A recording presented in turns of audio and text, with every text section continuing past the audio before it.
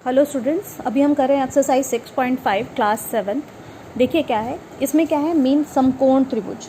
समकोण त्रिभुज, right angle triangle बोलते हैं इंग्लिश में, राइट एंगल ट्रायंगल। क्या होती है समकोण त्रिभुज? हमने पहले भी बताया था, जिस त्रिभुज का एक कोण समकोण हो। समकोण मतलब 90 डिग्री का हो। जैसे ये त्रिभुज होती है, इसमें ये कोण 90 डिग्री का है, तो जिसमें एक कोण 90 डिग्री का होता है या 90 डिग्री का होता है उसे बोलते हैं, या समकोण बोलते हैं, समकोण होता है उसे बोलते हैं समकोण त्रिभुज। ठीक है।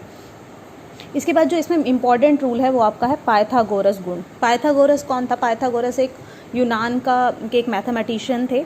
उन्होंने क्या बताया था? ग्रीक मैथमेटिशियन थे, तो उन्होंने क्या बताया? यूनान ग्रीक एक ही बात है।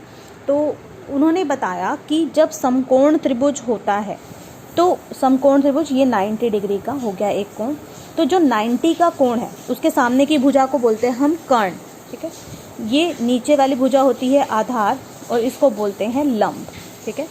90 के सामने वाला जो भुजा है उसको कर्ण बोलेंगे। ये आधार है, ये लंब है।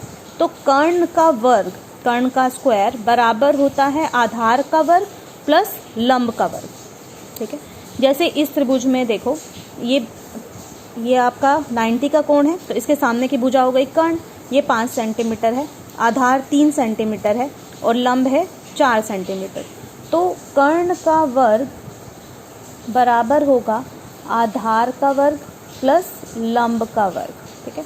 तो कर्ण आपका है 5 का स्क्वायर बराबर होगा आधार मतलब 3 का वर्ग प्लस लंब मतलब 4 का वर्ग। तो 5 के वर्ग का मतलब क्या होता है? 5 गुणा 5। 3 के वर्ग का मतलब है 3 गुणा 3, और 4 के वर्ग का मतलब है 4 गुणा 4। तो 5 को 5 से किया, 5 5 ज़ा 25, 3 3 9, 4 को 4 से किया तो 16, 4 चौक 16, 16 और 9 इनको प्लस करो 25, ये भी आ गया 25। तो ये हमेशा क्या होगा कि कर्ण का वर्ग बराबर होगा आधार का वर्ग प्लस लंब का वर्ग। ठीक है। इसका एक क्वेश्चन देखते हैं एक्सरसाइज का। क्या क्वेश्चन है? पहला क्वेश्चन देखिए, आपका 6.5 है एक्सरसाइज। क्या दे रखा है इसमें? त्रिभुज PQR एक त्रिभुज है। ठीक है। जिसका P कोण समकोण है। PQR एक त्रिभुज है। ठीक है। जिसका P कोण समकोण है। तो मैंने ये त्रिभुज बनाई और समकोण, ये 90 का कोण था, उसने बोला P कोण समकोण है, तो P जो 90 का है उसको P लिख दो, बाकी दोनों QR हो गए। इसमें आपको मेन ये पता होना चाहिए कि समकोण किस पे है, 90 किस पे है। तो उसने P कोण समकोण बोला, तो जहां आप 90 का एंगल बनाओगे उसको P लिख देंगे, और फिर ये Q, फिर ये R। फिर कहा है PQ बराबर है 10 सेंटीमीटर के। PQ ये वाली साइड आपकी 10 सेंटीमीटर की है। PR ये 24 सेंटीमीटर है। तो QR ज्ञात कीजिए। तो QR आपको निकालनी है कि कितनी होगी। ठीक है, क्लियर है? त्रिभुज PQR दे रखी है, P समकोण है, तो जो 90 का है उसको P लिख दिया, QR। PQ 10 सेंटीमीटर है, PR 24 सेंटीमीटर है, तो QR आपको निकालनी है। तो जो दे रखा है लिखो उसको, PQ बराबर है 10 सेंटीमीटर, PR 24 सेंटीमीटर और QR आपको निकालनी है। तो ये आपका कर्ण हो गया, ये आधार हो गया और ये आपका लंब हो गया। ठीक है। तो पाइथागोरस सूत्र से लगाइए, पाइथागोरस प्रमेय लिख लेते हैं या गुण लिख लेते हैं। क्या कहता है ये? कर्ण का वर्ग बराबर है आधार का वर्ग प्लस लंब का वर्ग। तो कर्ण तो हमारा QR है, वो हमको निकालना है। आधार PR है, आधार PR दे रखा है, और लंब आपका PQ है। ठीक है। इनमें आधार और इसमें कोई फ़र्क नहीं है, किसी को भी आधार लिख लो, किसी को भी लंब लिख लो, उससे कुछ फ़र्क नहीं पड़ता। QR हमको निकालना है तो उसको QR ही लिखेंगे। PR आपका 24 सेंटीमीटर है, तो 24 का स्क्वायर हो गया, और PQ आपका 10 सेंटीमीटर है, तो इसका वर्ग हो गया।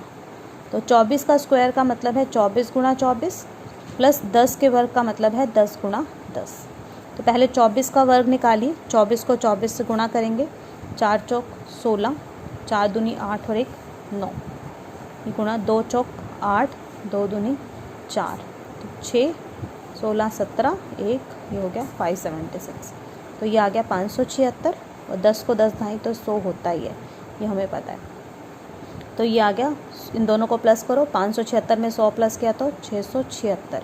अब ये क्यू आर का वर्ग आया, मुझे तो क्यू आर निकालना है, तो हमें देखना पड़ेगा 676 किसका वर्ग होता है। ठीक है, तो 24 से तो बड़ा होने वाला है।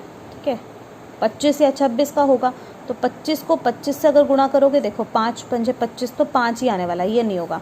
एक बार 26 को 26 से गुणा करके देखो, 6 छिक 36, 3 6 दूनी 12 और 15, 2 छिक 12, 2 4 और 1 5, तो 6 7 6, तो आ गया 676। तो मतलब ये 26 गुणा 26 होता है क्यू आर का वर्ग। तो क्यू आर हो जाएगा आपका 26। तो यहाँ से आप क्यू आर को 26 सेंटीमीटर लिख देंगे, ये आपका आंसर हो जाएगा। ओके, तो इस तरह से ये क्वेश्चन करने हैं। अभी 1-2 क्वेश्चन और करेंगे तो आपको और क्लियर हो जाएंगी चीज़ें कैसे करना है। तो ये क्वेश्चन आप अपनी नोटबुक में कर लेंगे। ओके।